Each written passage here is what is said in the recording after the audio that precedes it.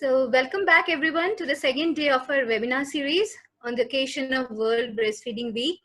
I, Rupta, on behalf of Nutrition Group of CTARA IIT Bombay, welcoming all of you again in this webinar to celebrate World Breastfeeding Week. I would like to give a very brief introduction about this webinar for those who couldn't join us yesterday, but today they are with us. Thank you all. World Breastfeeding Week was started to be celebrated since 1992 around the world in memorial to the joint memorandum by WHO and UNICEF, and subsequently aligned to Sustainable Development Goals since 2016. This year, the call vouches for support breastfeeding for a healthier planet. To support this call, we, members of Nutrition Group in Center for Technology Alternatives for Rural Areas, CTARA IIT Bombay, have taken up a few activities. A 7-day webinar series is one among such, where every day we will listen and interact with various eminent speakers in live session, followed by pre-recorded session by various practitioners to know their field level understandings and the success stories. Yesterday, on 1st August, the webinar was initiated with inaugural speaker, Professor Satish Agnihotri, Emeritus Professor, CTARA IIT Bombay, in live session, followed by Dr. Taru Jindal, pediatrician, in recorded session. Professor Agnihotri presented the outline of the webinar, contemporary significance of ensuring breastfeeding for boosting up the immunity among newborns in the present pandemic situation, interest and activities of Nutrition Group CTARA to support the pledge of protection, promotion, and encouragement of breastfeeding to improve health of young children in India. Dr. Taru very nicely explained the importance and ways of early initiation of breastfeeding. Her enriching experiences on lactation counseling, promoting breast crawl, were exciting and mind-blowing to listen to. In fact, we received a huge round of appreciation for conducting such session with Dr. Taru. And of course, she is highly congratulated for delivering such simple yet important and thought-provoking session. We are thankful very much to her for sharing her experiences with us on this platform. Those who have missed it somehow or want to refer again, please visit our Facebook page and YouTube link. Coming back to today's program, we are very, very happy to have Dr. Dadhich with us as an eminent speaker of the webinar. Dr. Dadhich is a pediatrician and neonatologist. He has been associated with Breastfeeding Promotion Network of India, BPNI, the premier organization working in the field of infant nutrition and other related issues in India. He is the co-chair of the Global Council of International Baby Food Action Network. He has contributed in developing several guidelines, reports, position papers, and book chapters on subjects related to child health, breastfeeding, and nutrition. The textbook chapters written by him on breastfeeding and IOICAF are referred by the undergraduates and postgraduate medical students. Welcome you, sir. Before starting the presentation, I would like to mention the housekeeping rules that we are following here. Everybody in the audience has been muted to have better clarity in telecast of the webinar. You can post your queries and questions in the chat section, which will be addressed at the end of the speaker's presentation.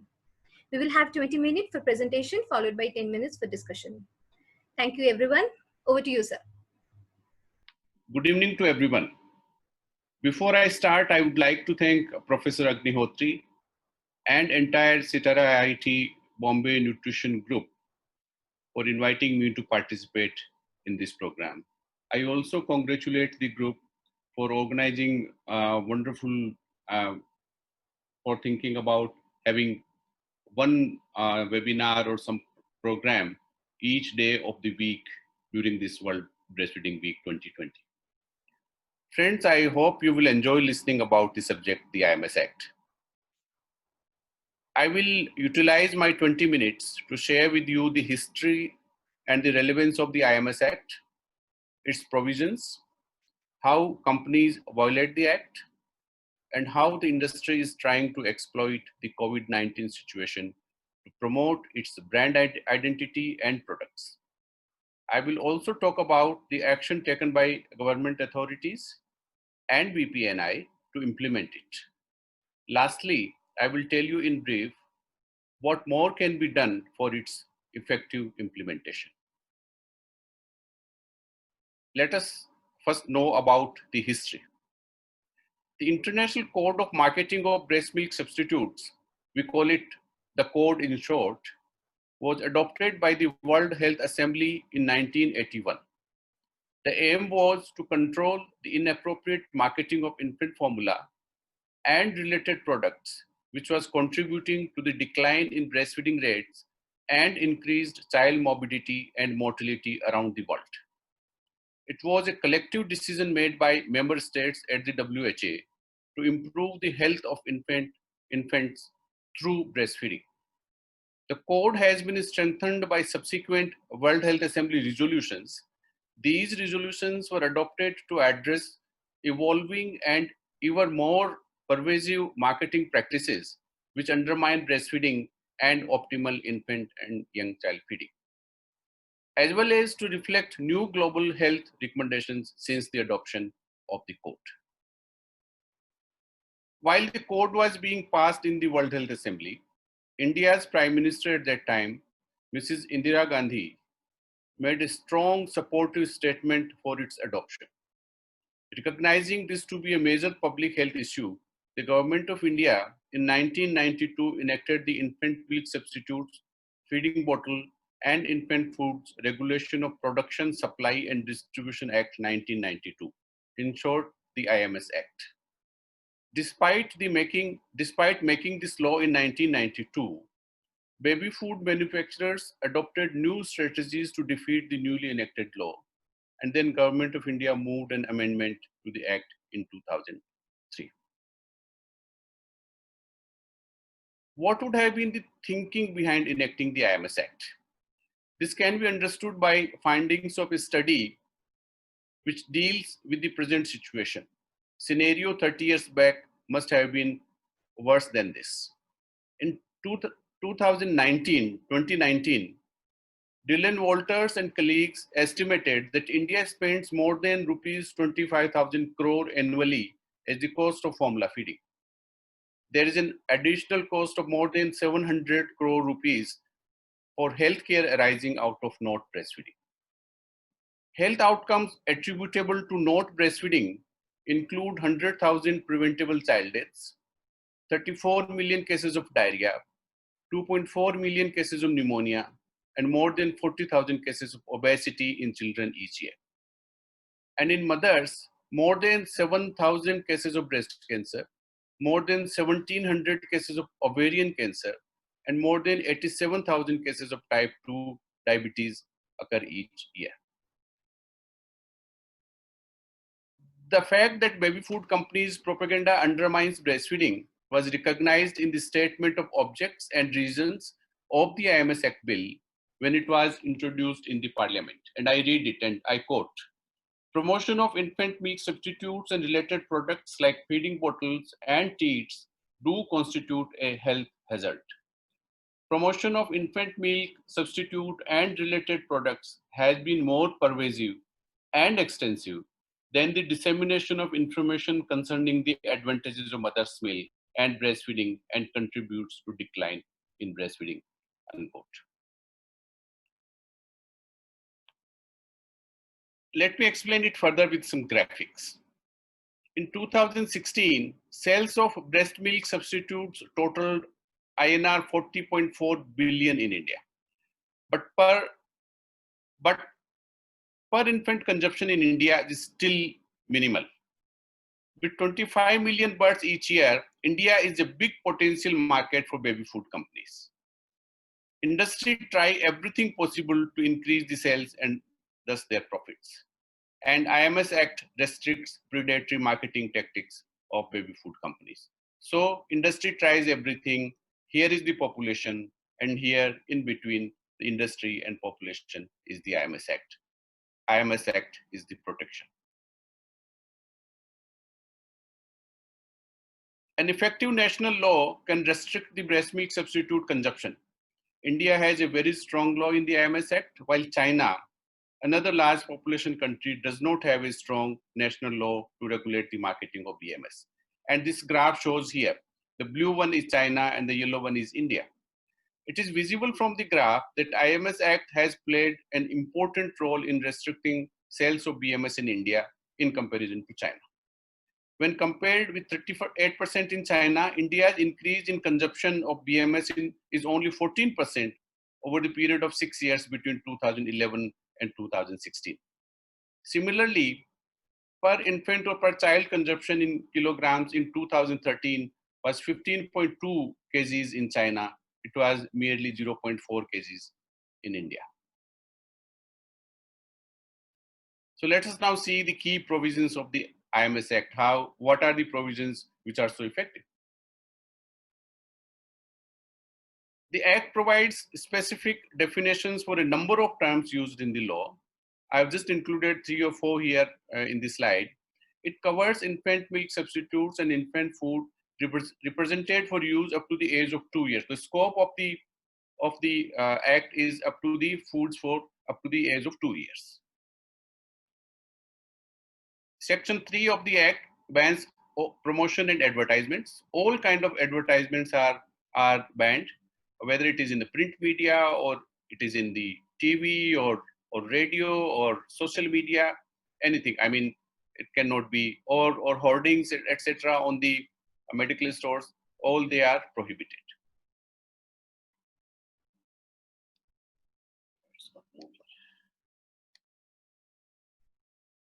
Section 4 prohibits giving incentives like rebates and free gifts. Say, for example, in this photograph, it shows that 50 grams Johnson's Baby Shop is free with every 400 grams of Cerelac pack. It was a thing of past. I mean, this cannot be done. This is not allowed in the Act.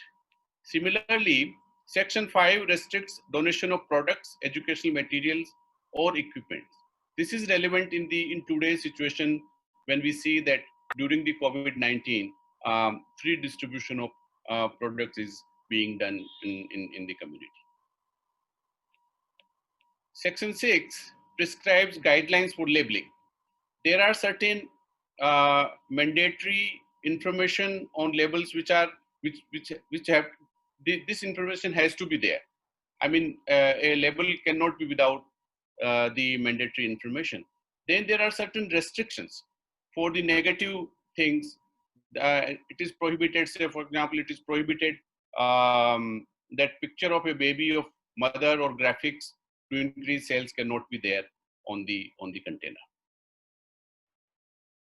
Then Section 7 ensures accurate information through educational material. Then Section 8 bans promotions and displays in hospitals, clinics, chemist shops. So no poster, no advertising material for the clinics. Then Section 9, this is very important because it prohibits contribution and pecuniary benefits to healthcare workers and their associations. So no conferences, no seminars, no research, no gifts, nothing, none of these can be sponsored by the companies coming under the purview of the IMS Act. Then Section 10 bans commission on sales to the employees. Section 21, subsection 1 and rule 4, subsection 1 provides directions for authorizing personnel or organizations for monitoring violations of the IMS Act. So in the government sector, government side, food safety officers or authorized class 1 government officers with medical background can be authorized to monitor the implementation of the Act. It has a very specific provision for authorizing voluntary organizations to monitor the Act. And so far, Government of India has notified 4 such organizations.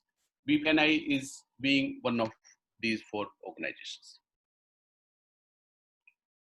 So what companies do to promote their products and violate the IMS Act?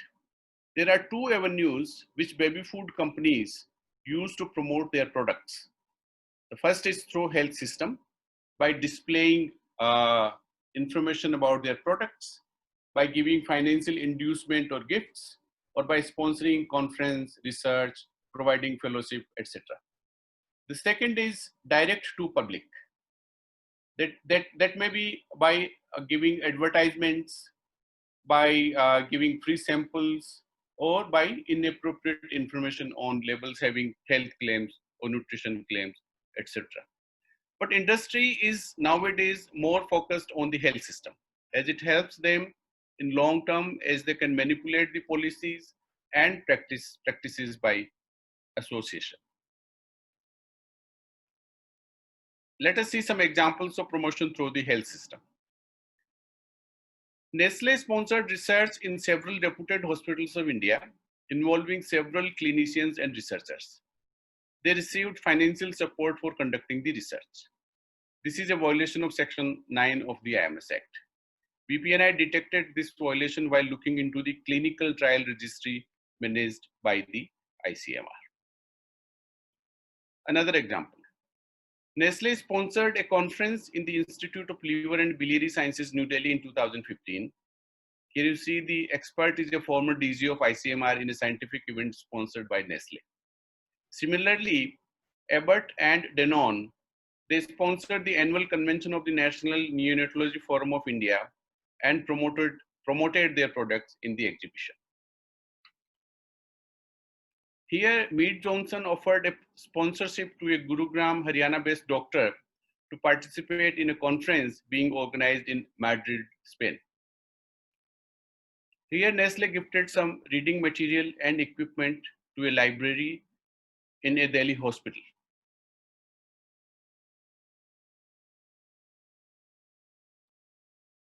Baby food companies are also exploiting COVID-19 pandemic in a big way. They are capitalizing on COVID-19 and blatant violations of the Act and manipulation by association are evident. How they are doing it? They are doing free distribution of baby milk powder, such as infant formula, foods for young children, etc. They are spreading misinformation to public. They are sponsoring doctors, associations, even for adult nutrition. They are even feeding bottle companies, they have also joined the bandwagon. And we have collected some information. Credit goes to vigilant friends all over from India, but there are several examples. So let me share with you. This is Nestle infant formula was distributed as relief material in Delhi. And now, as we know, there is a flurry of webinars being organized by the baby food and feeding bottle companies.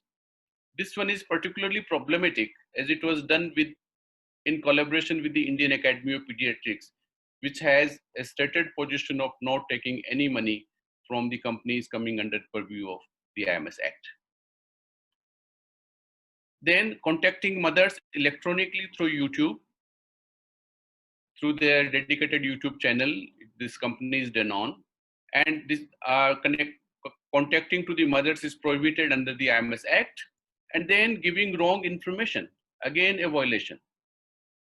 The video recommended separation of baby and mother after delivery in the situation of COVID-19. When reported, the video is possibly removed now. Feeding bottle making company Medela was found selling its bottle on a discount, a violation under the Act. Here, Medela was caught associating with the influencers on social media. An example of manipulation by association. It was in Delhi NCR. Now I will share some action taken by government. So on the research sponsored by Nestle, as I mentioned in a previous slide, Secretary, Ministry of Health and Family Welfare took cognizance of the complaint and wrote a letter for necessary action to Director General ICMR. This is the letter which is shown here in this slide. ICMR, after receiving letter from the Secretary, Minister of Health, Family Welfare, set up a committee which examined the whole issue, concluded that it is a violation of the Act. And based on this report, ICMR asked the hospitals and researchers to stop the research. More information on this is available on our website if you want to read it. It is www.bpni.org. You can go there. A lot of information related to this particular episode is given there. Then the Secretary Health, Minister of Health, Family Welfare did a very commendable job, commendable work in September 2019, when she wrote to all the chief secretaries of the states and asked them to appoint authorized officers to monitor the implementation of the IMS Act at district level. This was very effective. Some states have already acted on this advice as shown in this slide. 3 of these states they have already ordered and others are working on it.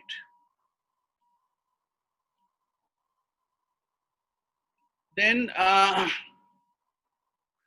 what can be done? I mean, as we say that a lot of work is already being done, but it requires more work from all concerned people. So what can be done? So here this slide shows what action should be taken by health professional organization. As IMS Act has proved effective in restricting the sales of breast milk substitutes in our country. So we are asking the health professional organizations that they should refuse accept any kind of direct or indirect sponsorship from baby food or feeding bottle companies. They should plan and conduct awareness of their members that they should not take it individually. Then they should take disciplinary action against the members if they flout the provisions of the IMS Act. Then effective implementation of the IMS Act, civil society organizations can also contribute to it. They can act as a watchdog to keep a close watch on the promotional activities of the baby food and feeding bottle companies. They can report any perceived violation of the Act to Government of India, state governments, or BPNI. To facilitate reporting of the violations, BPNI is launching a mobile application called Stanpan Suraksha, in English, Breastfeeding Protection, on coming 7th August in a webinar. We hope this will enhance public participation in monitoring the implementation of the Act. You can register for the webinar at the given link in the slide. So to conclude, breastfeeding is a precious public health intervention. Baby food industry should not be allowed to undermine it. We have a potent tool in IMS Act to protect breastfeeding from aggressive promotional activities of formula industry. This is a need of ours that everyone come together to implement the IMS Act more effectively. This statement by Dr. Magdalena Woolery from Timor-Leste is a clarion call for all of us. I read it. Dear health authority officials, health professionals, academics, and scientists, know this. All your legitimacy, credibility, and your professional reputation is gone as soon as you take money from bottle or formula industry. It's that simple. There is no debate. So thank you very much for your kind attention. If you want to know more about the IMS Act and the activities around it, this is the link on our website, www.bpni.org/National Policy Program 4. So you can go to this link and get more information. Thank you very much. I will stop here. This is all I wanted to tell you about the subject. Thank you. Thank you so much, sir, for such an insightful presentation. You have so nicely highlighted the regulatory components related to ensuring breastfeeding, exclusive breastfeeding, such as IMS Act and its various sections of it, general violations which are commonly being visible, very specifically to mention the about the relief material and conference support, funded research that you have mentioned. That's really very concerning points when we want to ensure exclusive breastfeeding. Thank you so much, sir, for your presentation, which is really need of our. With your permission, can we take the questions from the chat box? Yes, please, go ahead. Thank you, sir. So, Professor Agnihotri has a question to you. How vulnerable could a malnourished child suffering from ARI be to COVID-19? Can you say it again? Which question is how vulnerable could a malnourished child suffering from ARI, acute respiratory infection, be to COVID-19? I think it's not the mandate of today's webinar, But of course, yes, they are more vulnerable to any disease. I mean, what to say about COVID-19? I mean, malnourished children, they are vulnerable to all the infections and other diseases. So COVID cannot be an exception. Thank you, sir. Ms. Nisha has a question, not as a substitute for breast milk, but does products being promoted as complementary food also come under the IMS Act? Any food, I mean, when we say there are two types of products, one is infant milk substitutes, uh, which are replacing breast milk up to the age of 2 years. Because when we say breastfeeding, the definition of breastfeeding is that the breastfeeding is started within 1 hour of birth. And then exclusive breastfeeding is given till 6 months of age. Then breastfeeding is continued for 2 years and beyond, along with complementary feeding after 6 months. So this is the complete definition of breastfeeding given by WHO, and it is followed all over the world. Now, for first 6 months, we say that breast milk substitutes. So, but the IMS Act defines all the formulas, because they, even after 6 months, they will be replacing the breast milk. Any milk, any powdered milk or formula milk will be replacing breast milk. So they are also considered infant milk substitute or breast milk substitutes. So they are covered under the IMS Act. Similarly, after 6 months, all the complementary foods are also covered under the IMS Act up to the age of 2 years. Yes. Thank you, sir. Happy Mom organization has questioned commercial human milk distributors. Do they come under IMS Act?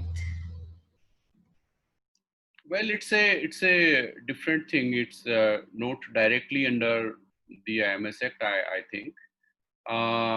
If they are distributing it, because we don't have any specific law as of yet for the for regulation of donation of human milk. It's under the process. It's being drafted, but it's not there. It has not been enacted as of yet. But there is a guideline for comprehensive human milk centers, lactation management centers. Sorry, comprehensive lactation management centers. And in this guideline, it is said that the human milk cannot be used for commercial purpose. So that is the government policy as of now. So if somebody is getting some commercial benefit out of the human milk, then this is probably against the government of India's guideline. Yeah. Thank you, sir. Next question from Dr. Ramesh Khurana. How to regulate the chemists under IMS Act? Chemists are included in the IMS Act. When we say the health facility, I mean healthcare system, the chemist shop is included in the definition of healthcare system. So they are very much under the purview of the IMS Act. Another question. If you can't promote any baby food product for children under 2 years of age, then how can we make sure that these reach to the needy one? Well, we have to define who is a needy one person first, because we say that all the mothers, they can breastfeed if they are supported properly. The proviso is that they should be supported properly. IMS Act doesn't ban selling of these products actually. So these products are available in the market, and if it is required, then whosoever is taking care of child's health as the medical professional can advise this. I mean, it's not restricted there, so that can be done. Yeah, but the promotion is, because as I told you in my presentation, that there are two avenues. The one avenue is direct promotion to the public, and the second avenue is through the healthcare system. So if in our country the direct promotion to public is very negligible, because no advertisement is allowed actually. Because when advertisements are allowed, then they actually affect the decision making actually, because they will show all the highlights of the product, and even if it is not required, it can be used. So that is why it is restricted. Yes. So regarding advertisement, there is one question. It's very important. For using social media, so multiple baby food products on social media such as Facebook or Instagram, is people are buying it and getting benefits, seeing promotion on the social media platform. Any promotion anywhere is a violation, even if it is happening on the social media, on Facebook, Instagram, Twitter, anywhere, it's a violation. The definition is very broad. I mean, if you allow me, I can read it out. What is an advertisement? Give me 1 minute. Sure, sir.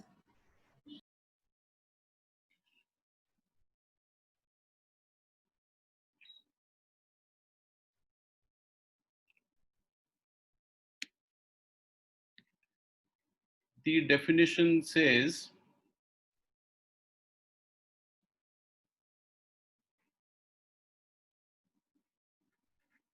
1 minute.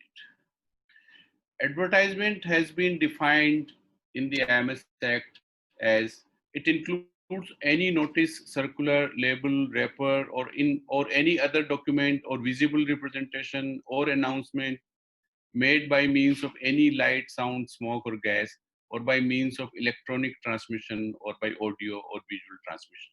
So it's a broad definition. I mean, any kind of electronic transmission, even social media is transmitted. I mean, we can call it electronic transmission. So that is also covered in this. Yes. Sir, Yes. if you can put light upon the kind of decisions will be taken on violating the IMS Act, what kind of punishment Uh, or yeah. In IMS Act, it's a criminal law, and criminal law means it attracts CRPC provisions. So whenever there is a violation, a complaint has to be lodged into the court of law, and then the magistrate takes a cognizance, and after taking cognizance, the trial starts. Actually, it entails having a trial. It becomes company versus state, and once it is established that a company has violated or anybody else has violated, because it's not only about company, it doesn't say company, it says person. I mean, person can be a person who is running a website and giving wrong information to the public. That person can also be booked under the IMS Act. So once it is decided that the person has violated the IMS Act, then either the magistrate can decide to send that particular person to jail, and there are different duration of jail terms for different violations, and or magistrate can decide about giving monetary punishment to the person. So these two kind of punishments are there, penalties are there. Yes, please. sir, I have a personal question. If a food product is approved by FSSAI, then Yes. how IMS will deal with it? No, all the I forgot to tell this in my presentation.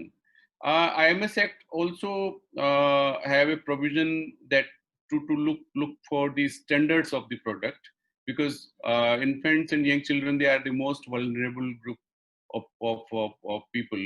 I mean, for first, these products are used for the first 2 years of life. So all the products which are used in this age group should be standard wise, should be of top quality. So in IMS Act, it is a provision that all products used for infants and young children up to the age of 2 years should be ISI marked. So there should be, it should be, the stamp should be there on the container. not only the products for infant milk substitutes in infant food, but the bottles also. So, FSSAI looks after the standards, so safety and standards. So IMS Act is a special act, and it supersedes all other acts. But there are few clauses in the IMS Act, uh, which earlier it was Prevention of Food Adulteration Act, and now it is FSSAI.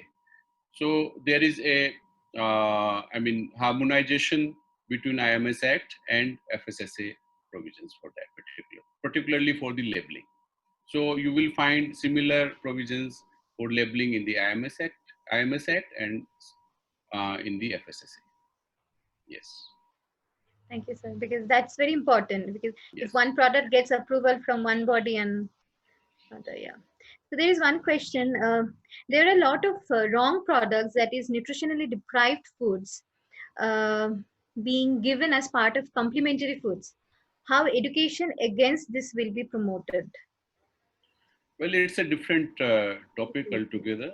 It's not in the purview of today's webinar. It says we can have a separate webinar for this, for complementary foods and feeding. But of course, yes, this because in our country, only 8% babies the diet is adequate below 2 years. So it's a big issue, and a lot of work is required. Not only having an awareness generation exercise, but many things else. I mean, maybe the food is not available in the household, so we have to look into that aspect also. So there are many dimensions to this, and it requires a separate discussion, I think. And yes, definitely. Yeah, yes. So the last question I'm taking, that's from Ankur. No doubt the Act is very relevant and required. However, it lacks in its implementation at state, district, and sub-district level. Even the state and district level functionaries are sometimes not aware about the provisions of the Act. What is being done to create awareness about the details of the Act and the penal provisions under this Act? I agree. I totally agree with Mr. Ankur here. I mean, a lot of work is required. I mean, BPNI, in its limited resources, is doing whatever we can do. Actually, we are going to states. We are meeting state governments. We are organizing awareness generation meetings for them, orientation meetings for them, giving trainings to their functionaries. So these things are happening, and but more work is required at state level. I totally agree with this. Yes. So government has to take a lead here because it requires a lot of resources. Yes. So that's all the questions from the chat section, sir. From our nutrition group, we would like to thank you a lot, because you are very busy. Despite of your busy schedule, taking time for us, it's an honor for us, sir. Thank you so much for your insightful presentation, all the points that you have highlighted, and made us aware of the different sections of the IMS Act and the violation and the punishment aspects of it. Thank you so much again. Thank you. Actually, BPNI is very impressed with what CTARA, your nutrition group, is doing with all the videos and all those things. Dr. Rupal continuously keep on sharing with us in our group, and we are really thankful to all of you, because you are developing these resource material in very simple languages, in all translating them to all other Indian languages. So it's very useful, actually, very helpful. Other thing about attending this webinar, I mean, I could not have refused to a request from Professor Agnihotri and then Rupal and all of you. I mean, it's a privilege to be here. Thank you very much. We are honored to have you, sir. Thank you. Thank you so much. Sir, now we will proceed towards our next session, that is pre-recorded session. We will be very much happy if you be with us till the end of the next session. But if you have any engagement, we won't take your valuable time. Okay, thank you. Yeah. Thank you so much, sir. Thank you. So today in pre-recorded session, we'll be listening to the experiences shared by Dr. Umesh Khurana. To give a very brief introduction, Dr. Umesh Khurana is a well-known pediatrician and is currently serving as HOD, Department of Pediatrics at CCM Medical College, Durg, Chhattisgarh. He's a gold medalist and ex-fellow neonatology in Westmead Hospital, Sydney, Australia. He's also associated with Breastfeeding Promotion Network of India, BPNI, and a national trainer. Dr. Khurana is an esteemed lifetime member of Indian Academy of Pediatrics and National Neonatology Forum. He has been awarded Bharat Ratna Atal Bihari Vajpayee Excellence Award in 2018 for his work in child health. Let's listen to his story. He's talking about kangaroo mother care and associated issues. Let's listen to him.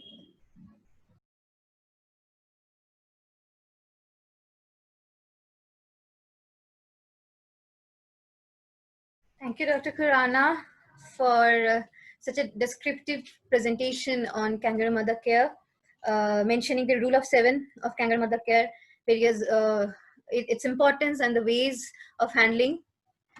And especially the effect of kangaroo mother care on child development and child overall growth, its effect on positive growth and development on child health. So coming to the end of today's session, hope you all had a wonderful evening with us. Today's both the sessions were equally enriching and excellent deliberations of the concept and practices given by Dr. Dadhich and Dr. Khurana. We are very, very thankful to both of you from bottom of my heart, from the entire nutrition group of CTARA. We believe all the audience today you have this you enjoyed the entire session. Today's webinar has carried many questions, clarified many questions that you had in your mind regarding childcare and regulatory issues with baby food. So good night, everybody. Please join us tomorrow at 6 p.m. to listen to another eminent speaker, Dr. Sylvia Fernandez Rao and Dr. Manjubala Dash. Thank you, everyone, once again to be with us. Take care and stay tuned.